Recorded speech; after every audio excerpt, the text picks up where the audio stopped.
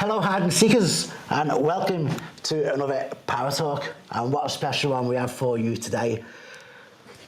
Anne and Renata have come and joined us at our live location here in St Arnaud. Ladies, thank you very much for coming and agreeing to obviously spend a couple of nights with us here at St Arnaud. We love spending nights with strangers. Especially dead ones. Yes, especially after, what was it, a 50-hour... It was a journey and a half to get here, but we drove from Newcastle, New South Wales, so it's been a long one because we're too cheap to get the airfares. And either way, it's expensive. Yes, yeah. So, maybe not so much in field, ladies. Tell us what you got here today. Well, what you've had in. Go on, you can say it for a change. What? Tesla. No, you say it. It's Behind your a baby. Tesla. Yeah. And it's fabulous. It's absolutely fabulous. So we've got a Tesla Y for those people playing the game at home who know us. Have a skull. And we've been having little stops all along the way to recharge. Yeah. And it's been really great because some of the smaller towns have got these great superchargers and there's normally nothing to bring people into their town. So it is bringing people in. You have to stop for 20 minutes, 30 minutes to charge. Yeah. You go and have a cup of coffee, you spend in the local town, and then you get in the car and drive again. So we've been discovering all these little places, haven't we? We have. Yeah, great for you, family. Well done. Yes. She's loved every minute of it, haven't you, Renata? I have. Yeah. Yes, I have. And let's not forget the amazing dance show you put on yesterday. The light show. Yeah. Yes. For those who have a Tesla, they'll know about the light show, which you press a button and the Tesla dances for you. So it plays music and has all the lights and the side mirrors are going back and forth and the boots opening up and down and it's all in time to fabulous music. Absolutely. Have a little party. So, for the Hide and Seekers that don't know you, which hopefully there won't be not too many, give us a bit of insight how it all began and where did Frightfully Good begin? A long, long time ago, when I was a very, very young person. I started Newcastle Ghost Tours in about 2009, and I started locally in the city where I live, which is Newcastle in New South Wales, and started doing investigations and paranormal events, ghost tours there. Been running it now for about 11, 12 years, and our main site, I guess if you want to call it that, is Maitland Jail, where we do a lot of our work. This one I picked up along the way, trying to hook you in. Trying to hook you in for a number of years, but you were associated with another team at that point in time. But it came to a point where I actually started doing cruise tours, and I get seasick. So I can't be on a ship. So I needed someone to replace me. So that's when I actually It wasn't me, it was somebody else, but I was sloppy seconds and I was happy to take it. I actually asked you and your partner at that point in time. A business partner, to come on board and be the guides for the cruise component part, and then I met them at the port where they would dock, and we would do the investigations there. And so that worked well, but that was the start really of our collaboration. We vowed that we would never work together. We would never go into business together because we've been burnt badly so many times. Yes. And sadly we got our joint ABN 2 years ago because we had to. So we formed Frightfully Good about 2 years ago. About 2 years ago. 2 or 3. We started doing a podcast called the True Hauntings Podcast, and that was really the catalyst for the formation of Frightfully Good. And we've been doing that podcast now for 2.5 years. 2.5 years. We're up to episode 145. And we have a real great balance of listeners all over the world, predominantly Australia and America. Okay. But as far as everywhere. Where's our weirdest place? Switzerland. That we've we've got Switzerland, Iceland, I think, and Norway. We've got a few all over the place. So it's really interesting. Ireland. Hi, Danielle. It's always fabulous to get people's feedback and find out where they've actually heard us, which is really interesting. So let's fall back a bit. You said that you got a podcast. Yes. So where can the hide and seekers go to download that podcast? The podcast you can find on Spotify and iTunes and... Your favourite podcasting place. Favourite podcasting place, and it's the True Hauntings podcast with Anne and Renata. Okay, awesome. So hide and seekers, do us a favour, jump on, support the amazing Anne and Renata by getting that downloaded onto your devices. So obviously you got Frightfully Good, and then you do other ghost tours around. Is that? Yes. So around our area, we have quite a few sites where we do different types of paranormal investigations, from Maitland Jail to some of the National Trust buildings around the area, way out to Gloucester, which is about almost an hour and a half, 2 hour drive from Newcastle, and we go out to the National Forest there, and there is an old gold mining site. Okay. So we do an investigation out there as well. And we have a spot in Sydney that we go to on occasion to sort of help out there, an old nursing museum. And so that's basically... And is that under one website banner, or is that a different name altogether? That's Newcastle Ghost Tours. So that is Renata's business. We try to keep it separate, but it sort of bleeds into each other. So Renata is Newcastle Ghost Tours, and I'm Oz Paratalk. So I sell the paranormal equipment that you see on the ghost hunting TV shows. OzParatalk.com, everyone. So I use them as well. We got some amazing cameras. The Phasm Cam came from the beautiful Anna. So yeah, if you're looking at getting any equipment, please jump onto Oz Paratalk. Yeah, and we sell the original equipment, not the knockoffs. Yeah. So we get really good support from the creators and the makers of the equipment.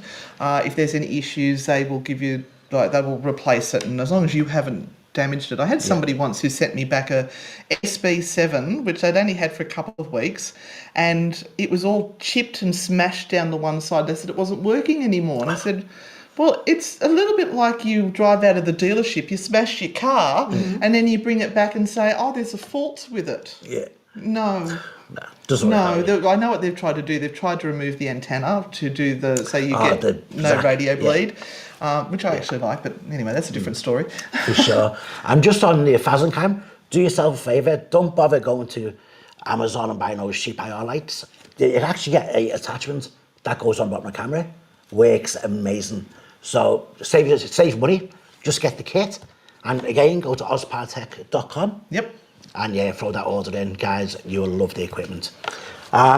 So in fact, sorry about that. With the equipment, we'll actually be using it today. So give you a real live feed on how they work and how they operate. But yeah, help the ladies. Go and buy one. With the let's say the paranormal side. So you do the Maitland Jail. Yep. And I believe you do, is it the Residence it's called? Which is attached to Maitland Jail. Attached. Yep. Okay. And any other around Maitland, or is that your main one there? Interestingly enough, even though we both live in Newcastle, to find places in Newcastle to investigate is almost impossible. Yeah.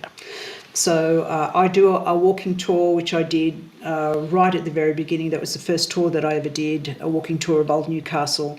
And there is one spot, a National Trust home there in Newcastle West, which I've also been running tours at for the last 9 years. Yeah. But other than that, it has been very hit and miss. We've maybe done one or two other places, but through a whole lot of different reasons, we really don't have another allocated space where we can go and investigate continually, and bring people to. So we've had to move out of that space and go into areas surrounding Newcastle. So we have Maitland Jail, we have another premises at Maitland that we go to, and then it's a little bit further out. So we have Tomago, which is about 30 minutes out of Newcastle.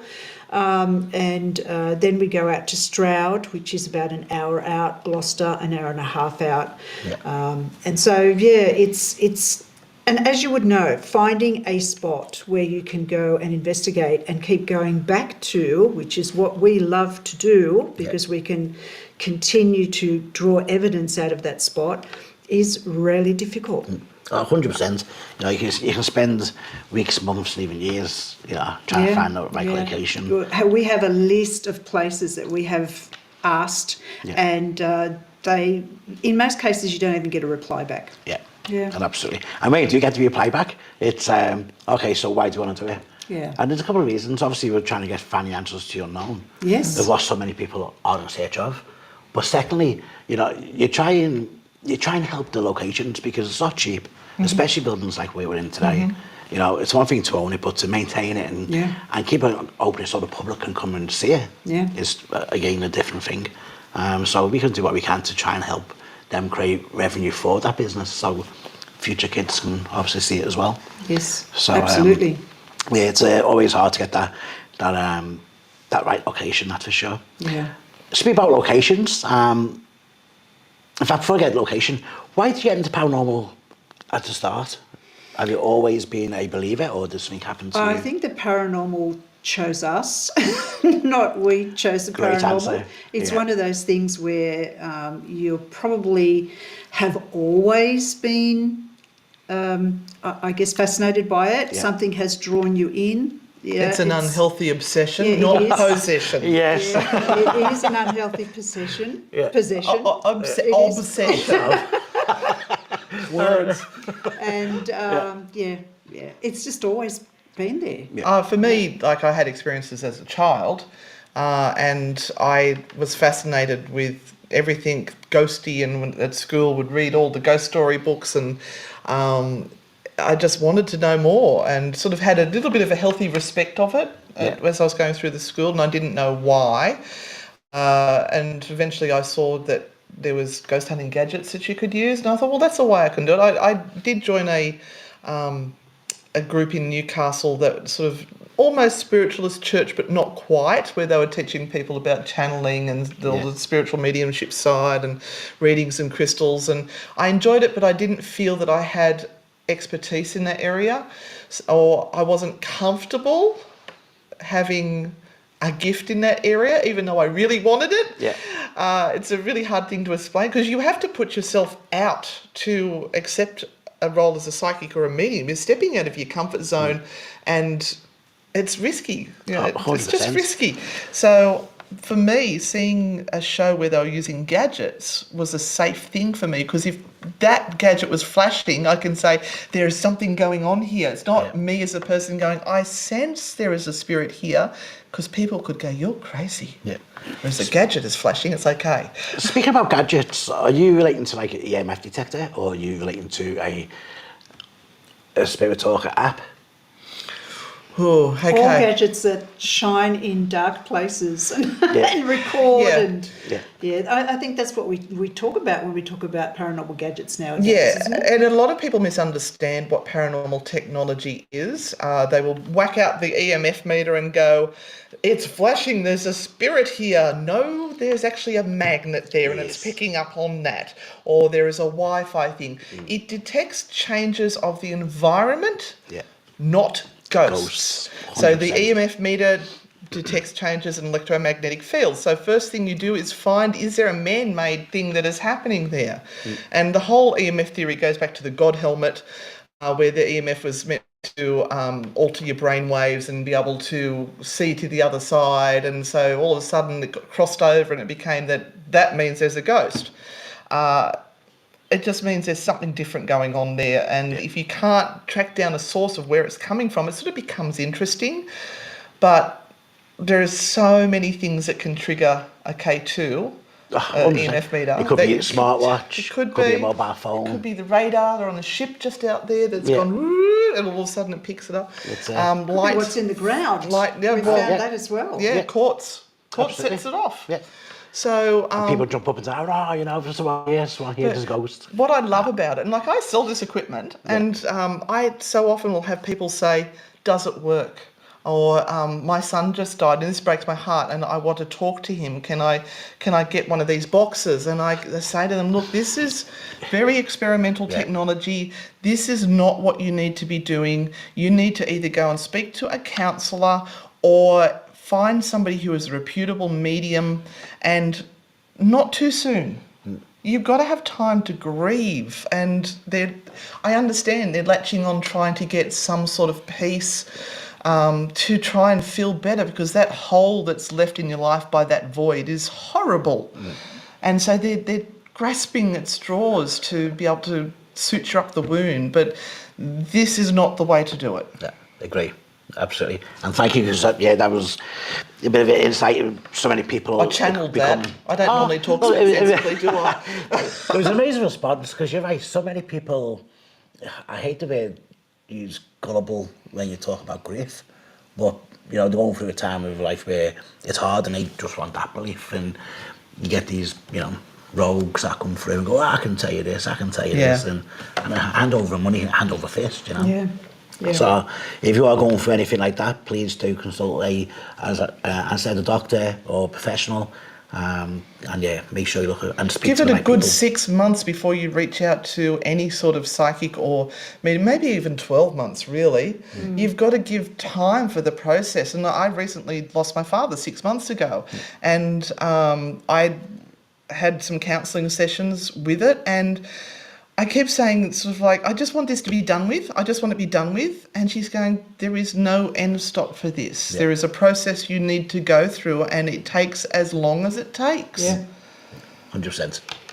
And everybody is different, and everybody has their reasons for the grief that they go into, and sometimes that grief can be very, very complicated. And trauma. And it may have nothing to do with the person who has passed. Yeah. But all of this stuff comes up. So having a good counsellor, or having a spiritual counsellor, or someone that can do both and see both sides and give you a bit of a different angle, can help. It can really help.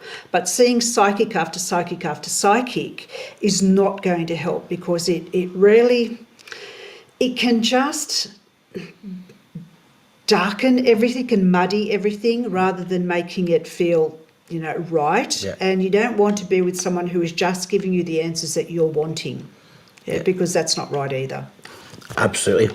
Yeah. So we've gone through why and how. When you first arrived to the Old Convent, what was your first thoughts? Oh my God. Yeah. Apart from the grand structure that it is, and the massive size of it, the first thing I did was, when I drove up, is I looked up at that window as the top left where the light was on, and went, that room's interesting. And I don't say that I'm somebody who is a psychic or a medium, but I was immediately drawn to that room. And I think you asked us, and I said I was drawn to that room, and Renata's gone, oh my God, me too. And that ended up being the room we were staying in, the Mother Superior's room. Mother Superior's bedroom, for sure. And even though I would have loved to have seen you arrive earlier, it was probably the best time to arrive, because it was going dark and the lights are on, and it stands there quite, what's the word I'm looking for? It's like a lighthouse. It's a beacon. Yeah, it's quite there in your face. It's imposing. Wow. It is very imposing. Yeah. And then when you come up the steps to go through your door, and you got all the different architecture inside. It's beautiful. Yeah. And it's so grand. The opening foyer there is just grand. And those skeletons to meet us, which made it even better. For sure. Look, and having its own chapel as well, it's a huge bonus, especially when you're doing the investigation side of things. Yes. Have you picked up anything while you've been here? Look, there are different souls, I feel, that are around. I have felt a lot of a sense of being followed and just being observed. And sometimes that's what I actually get when I get into places. It's like they're checking me out to see whether I'm going to be fair dinkum about this, or whether I'm just some idiot that's walking around and have no clue. Well, So we're in their house. This is their home. Yeah. So we're strangers, and they're going to check us out. They want to know, what's the calibre of person that's entered their home. Exactly right. Yeah. So they're not going to bother with someone Very who's an absolute idiot. So at the moment they're observing. When we were doing some of our walkthroughs this afternoon, that feeling was really strong. Yeah. So, okay, we know what's going to go on. It's going to be fine. We will be around. I'm just on that Hide and Seekers. If you haven't already subscribed, jumped over to Frightfully Good and in a day or two, you should have some footage. Yes. A day or two, Cousin Steve? Well, we have footage in a day or two. We've got Cousin Steve, our editor, and our producer and director sitting on the floor over there.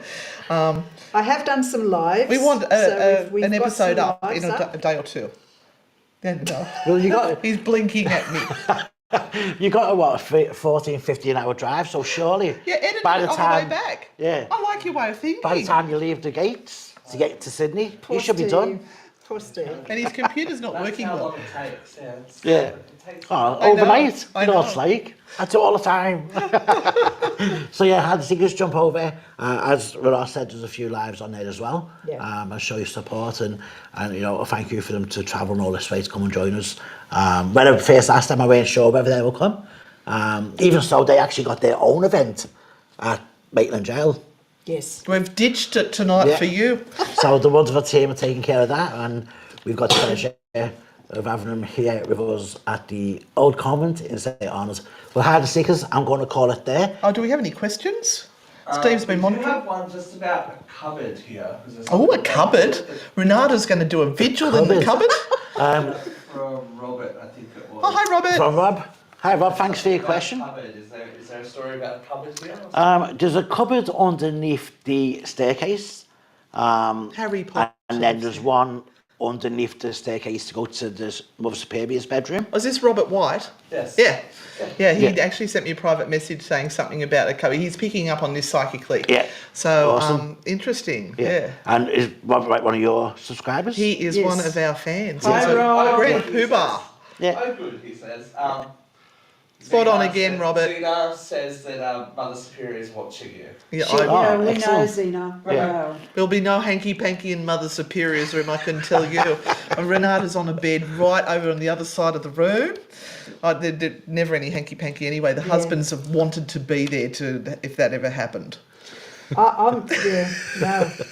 I'm covered up like a mummy. I'm just like this. To answer your question, to answer your question, Robert, there has been a few reports of a item in one of the cupboards that does get overturned.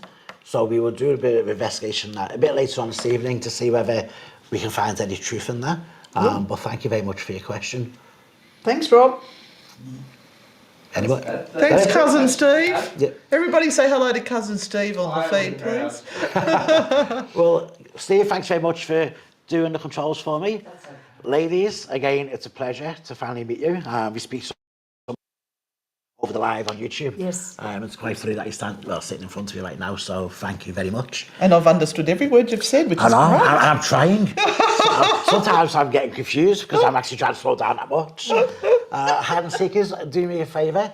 The day is only young. We got so much activity happening tonight. In fact, we're getting treated to some table tipping. Now, I've spoken about this in the past. You know that I'm not a big fan of it, but the way they handle it is completely different.